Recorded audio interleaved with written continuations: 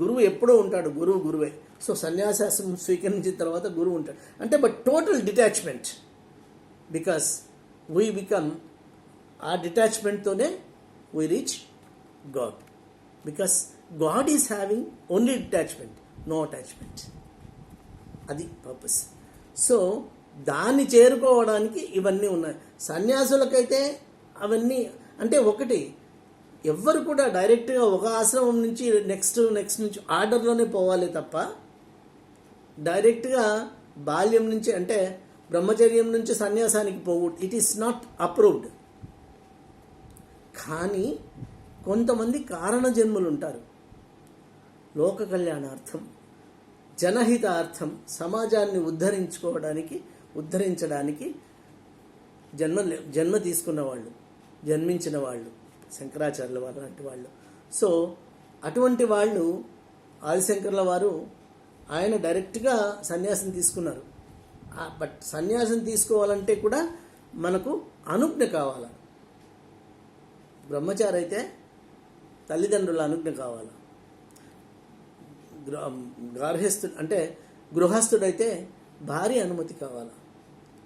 So there is a systematic discipline which we have to follow to reach God. దాన్ని అంటే ఏ విధంగా ఆ భగవంతుణ్ణి చేరుకోవాలా అనే పద్ధతిలో ఈ సిద్ధాంతాలన్నీ వస్తాయి. దానిలో వర్ణాశ్రమ ధర్మాలు కూడా మనం పాటించవలసిన ముఖ్యమైన ధర్మాలు. Okay, next. ఇప్పుడు మనం అనుకున్నాం ప్రస్థానత్రయం గురించి చెప్పుకున్నాం. అంటే శంకరాచార్యుల వారు ఏ విధంగా డిఫైన్ చేస్తారు అద్వైతాన్ని, అద్వైతం అంటే ఏమని చెప్పినారు అని. ఇప్పుడు శంకరాచార్యుల వారు ఎక్కువగా ఉపనిషత్తుల మీదే ఆధారపడినారు. అంటే అన్నీ తీసుకున్నారు, బట్ ఆయనకు ఫేవరెట్ సబ్జెక్ట్స్ ఉపనిషత్తులు, వేదము ఉపనిషత్తు, వేదాంతాన్నే ఉపనిషత్తు అంటాం. సో ఆయన ఏమంటారంటే ముఖ్యంగా ఒక 3 సెంటెన్స్, ఏకం సత్ విప్రా బహుదా వదంతి అనేది శృతి వాక్యం, ఋగ్వేద వాక్యం. అంటే సత్ ఇంతకుముందే చెప్పుకున్నాం, ఏకం సత్, సద్వస్తువు పరబ్రహ్మ ఒక్కడే. ఏకం సత్ విప్రా బహుదా వదంతి అంటే విప్రుడు అంటే తెలిసినవాడు, ఆయన గురించి తెలిసినవాడు.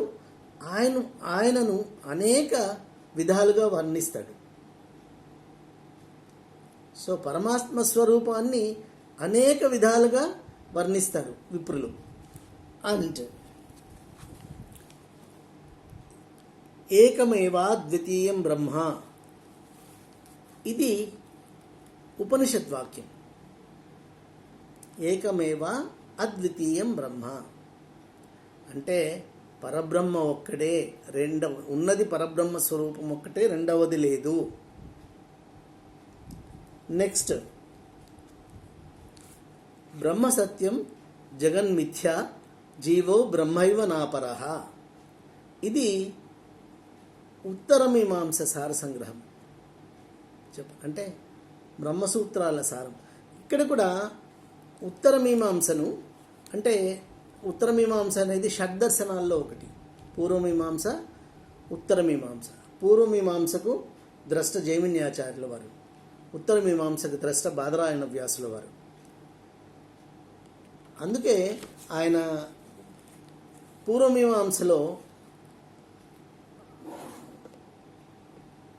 జైమిన్యాచార్యుల వారు మొట్టమొదటిలోనే చెప్పేస్తారు. ఏమి అంటే అథాతో ధర్మ జిజ్ఞాస అంటాడు. బ్రహ్మసూత్రాల్లో మొట్టమొదటిది అంటే ఉత్తరమీమాంసలో బాదరాయణ వ్యాసుల వారి ఉత్తరమీమాంసలో అథాతో బ్రహ్మ జిజ్ఞాస అంటాడు. అంటే బ్రహ్మసూత్రాలు 555 శంకరాచార్యుల వారి లెక్క ప్రకారం. అంటే ముగ్గురు మూడు రకాలుగా చెప్పినారు. అంటే సంఖ్య మారుతుంది, బట్ అల్టిమేట్గా అన్నీ కలిపి కొన్ని కుదించడం జరగడం మూలాన సంఖ్యలో తేడా ఉందంతే. సో ఇవన్నీ చాలా పురాతనమైనవి. సో వ్యాసుల వారి బాదరాయణ వ్యాసుల వారి ఉత్తరమీమాంసకు సారసంగ్రహం ఏమి అంటే ఈ బ్రహ్మసూత్రాల సారాంశము ఇది అంటారు ఆయన. బ్రహ్మ సత్యం జగన్మిథ్యా జీవో బ్రహ్మైవ నాపరః. ఇక్కడ ఇంకొకటి వస్తుంది, ఏమవుతుందంటే మనకు వీటన్నిటికీ వీళ్ళు భాష్యాలు వేరే రాస్తారు. సో శంకరాచార్యుల వారు అద్వైత పరంగా రాసినారు,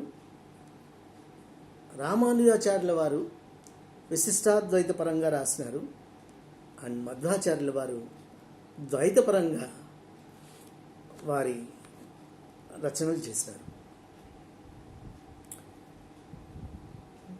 సో ఇక్కడ ఈయన ఏమంటారంటే, ఈయన అద్వైతం కాబట్టి రెండవది లేదు ఈయన లెక్కలో.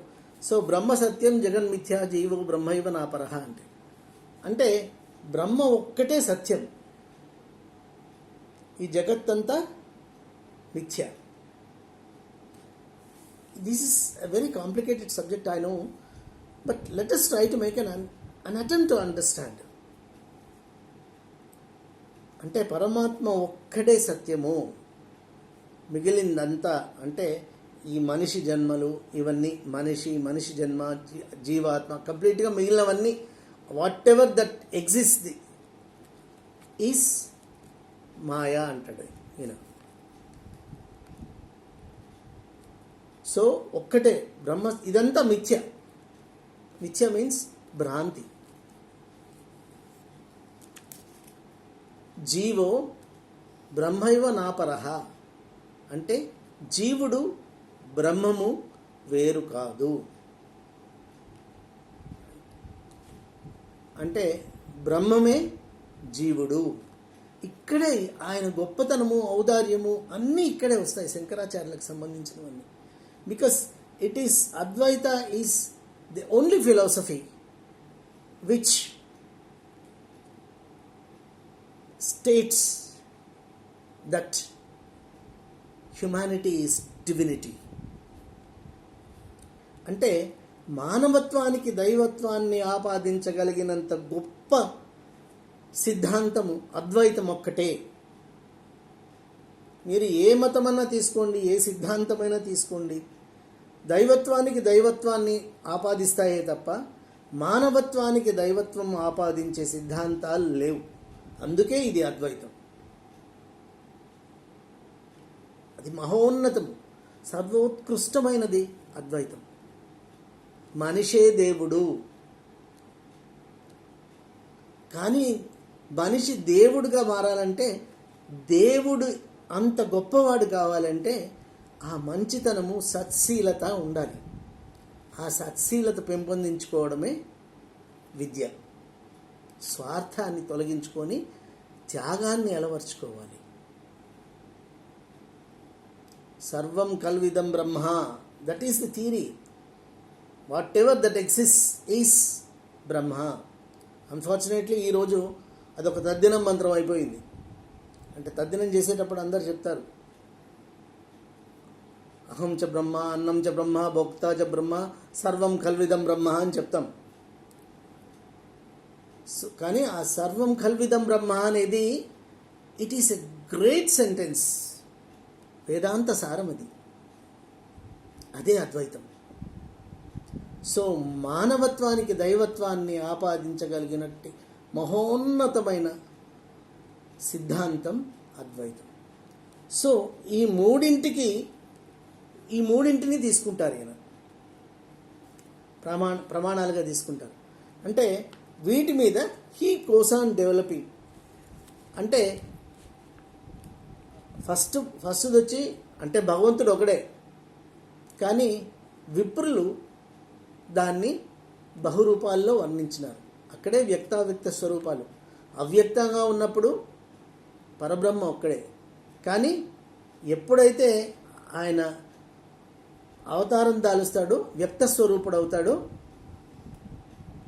అండ్ అది ఎందుకు వస్తుంది? కృష్ణ పరమాత్మ అదే కదా చెప్తాడు, యదా యదా హి ధర్మస్య గ్లానిర్భవతి భారత అభ్యుత్థానం ధర్మస్య తదాత్మానం సృజామ్యహం అని చెప్తాడు. అంటే నన్ను నేను సృష్టించుకుంటాను అంటాడు ఆయన. ఎప్పుడైతే పాపం పెరిగిపోతుందో అప్పుడు నన్ను నేను సృష్టించుకుంటాను అంటాడు. సో పరబ్రహ్మ, కృష్ణ పరబ్రహ్మ అంటాం మనం. ఎక్కడైనా మనం పరబ్రహ్మ స్వరూపం, మనము ఎంతమంది దేవతలు ఉన్నా కూడా అందరూ దేవతలను కూడా మనం పరబ్రహ్మ స్వరూపంగానే ఆరాధిస్తాం. సో పరబ్రహ్మ ఒక్కడే. ఆయన్నే శివుడు అంటాము, ఆయన్నే బ్రహ్మ అంటాము, ఆయన్నే విష్ణు అంటాము. సృష్టి స్థితి లయకారకుడు ఆయన. సో ఆయన పరబ్రహ్మ. సో ఆ పరబ్రహ్మ ఒక్కడే ఉండేది. అండ్ మనిషే జీవో బ్రహ్మైవ నాపరహ.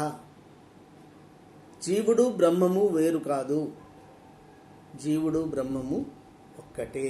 కానీ జీవుడు తనే బ్రహ్మము అని తెలుసుకోవడానికి చాలా సాధన చేయాలి. అది చాలా కష్టం. తెలుసుకొని సాధన చేసుకొని తెలుసుకోగలిగితే అద్వైత సిద్ధాంతాన్ని అర్థం చేసుకొని అమలుపరిచినట్లే. నెక్స్ట్ ఇది. తర్వాత దీన్ని అండ్ ఇంకోటి ఏమంటే, ఈయన ఎక్కువగా రజోసర్ప భ్రాంతిని వాడతారు. అంటే ఇట్స్ కంపారిజన్. ఇప్పుడు ఎప్పుడంటే ఈ ప్రపంచమంతా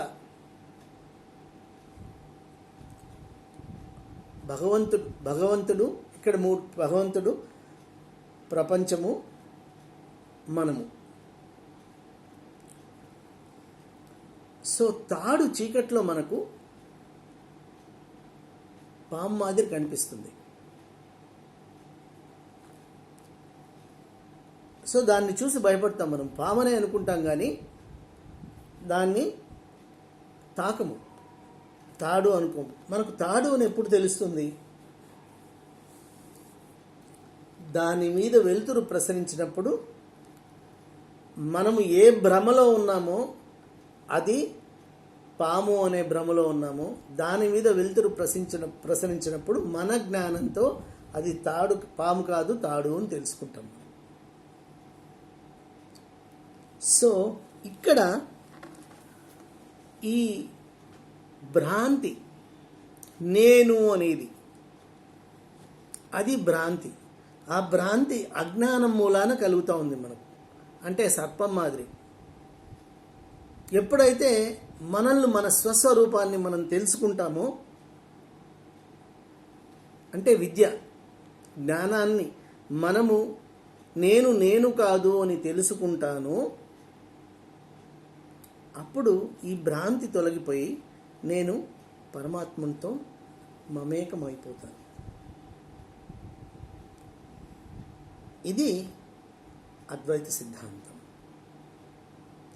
అందుకే త్యాగబ్రహ్మ అంటాడు,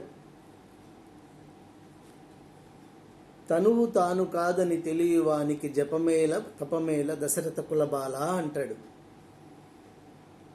అంటే ఈ తనువు నాది కాదు, సార్ ఆ పరమాత్ముడిది, ఆ పరమాత్మే నేనే ఆ పరమాత్మ. సో నాది కాదన్నప్పుడు ఇంకా నేను జపం ఎందుకు చేయాలా, తపం ఎందుకు చేయాలని? అంటే ది పీక్ లెవెల్ ఆఫ్ జ్ఞాన ఈస్ దిస్. అంటే ఆ అద్వైత భావాన్ని పూర్తిగా అర్థం చేసుకున్నవాడు ఆ స్టేజ్కి వెళ్తాడు. ఇంతకుముందు రమణ మహర్షి, ఆయన రామకృష్ణ పరమహంస లాంటి వాళ్ళు. సో జపమేలా ఇంకా నేనే పరమాత్మ అని తెలుసుకున్నప్పుడు ఇంకా నేను ఎవరిని జపించేది, ఎవరిని ఎవరి కోసం తప్పించేది? అండ్ అది తురియ అవస్థ, సమాధి అవస్థ. అంటే అక్కడ ఏమి మనకు నో అటాచ్మెంట్స్. ఇది మాండూక్యోపనిషత్తులో చక్కగా వర్ణిస్తాడు. न अंतःप्रज्ञं न बहिष्प्रज्ञं नोभयतःप्रज्ञं न प्रज्ञानघनं न प्रज्ञं नाप्रज्ञम् अदृष्टम् अग्राह्यम् अव्यवहार्यम् अलक्षणम् अचिन्त्यम् अव्यपदेश्यम् ఏకాత్మ ప్రత్యయసారం ప్రపంచోపశమం శాంతం శివం అద్వైతం మన్యంతే స ఆత్మా స విజ్ఞేయ అని చెప్తుంది. అంటే ఓంకారాన్ని గురించి, అక్షర పరబ్రహ్మ గురించి చెప్తూ ఆ తురియ అవస్థ అంటే అవస్థాత్రయాన్ని దాటింది తురియ అవస్థ. ఆవు మా సంయుక్తంగా అవన్నీ కలిసినప్పుడే మాకు ఓంకారం అవుతుంది. అవి తన్మాత్రలు అంటారు. సో వాటి కలయికే ఓంకారం. అవన్నీ మనం విడివిడిగా చెప్పుకోవాల్సిన, ఓం అంటేనే అది నాభిలో నుంచి వస్తుంది ఓంకారం. ఓం అంటే ఇట్ కమ్స్ ఫ్రమ్ నాభి, actually it comes from. So ఓంకారం తురియ అవస్థ గురించి చెప్తూ అవస్థాత్రయాన్ని దాటి వచ్చేది. ఆ తురియ అవస్థ సాధించినప్పుడు అక్కడ ఏముండవు, నో అటాచ్మెంట్స్. సో కంప్లీట్గా సమాధి అవస్థ, ఏమీ తెలియదు. Everything you get detach to that and the ultimate destination is that. మనం మాండూక్యోపనిషత్ గురించి చర్చించినప్పుడు దీని గురించి విస్తారంగా చర్చించుకుందాం. సో ఆ స్టేజ్కి పోవడం అన్నమాట. అంటే humanly it is not, and for ordinary people it is not possible to reach that stage. అదే అద్వైతం. అక్కడ ఏమి బంధాలు ఉండవు. సో గురువు ఉండడు, శిష్యుడు ఉండడు, అమ్మ ఉండదు, నాయన ఉండడు, ఏమి ఉండదు. యు గెట్ డిటాచ్డ్, కంప్లీట్గా ఆనంద స్వరూపం. అందుకే దాన్నే ఆనంద స్వరూపం. శివోహం శివోహం, శివ అహం అంటే శివస్వరూపం అయిపోతాం మనం అక్కడ. ఇవన్నీ ఈ శంకరాచార్యుల భావనలు ఇంతవరకు. సో మనం నెక్స్ట్ అంటే శంకర్ల వారి లెక్క ప్రకారం అంటే ఆయన నిర్గుణోపాసకుడు. ఇంకొకటి ఏమంటే పరమాత్మ, ఆయన శంకరాచార్యుల వారు ఆయన లెక్కలో పరబ్రహ్మకు రూపం లేదు, గుణం లేదు, భావం లేదు. సో ఆయన అన్నిటికీ అతీతుడు. సో వ్యక్త స్వరూపం, అవ్యక్త స్వరూపం. అంటే అవ్యక్త స్వరూపం ఉండదు అసలు. రూప గుణ భావరహితుడు పరమాత్మ, రూప గుణ భావరహితుడు. సో ఇవన్నీ ఏమీ లేనివాడు, ఏమీ లేనటువంటి వాడు పరబ్రహ్మ. అందుకే ఆత్మబోధలో ఆయన క్లియర్గా చెప్తారు, నిష్క్రియో నిర్గుణో నిత్యో నిర్వికల్పో నిరంజన నిర్వికారో నిరాకారో నిత్యముక్తస్య నిర్మల. సో ఇంకా ఆయన లెక్క ప్రకారం ఈశ్వరుడు, జీవుడు, ఇవి నెక్స్ట్ ఎపిసోడ్లో మనం డిస్కస్ చేద్దాం. ఓం నమో నారాయణ. Thank you.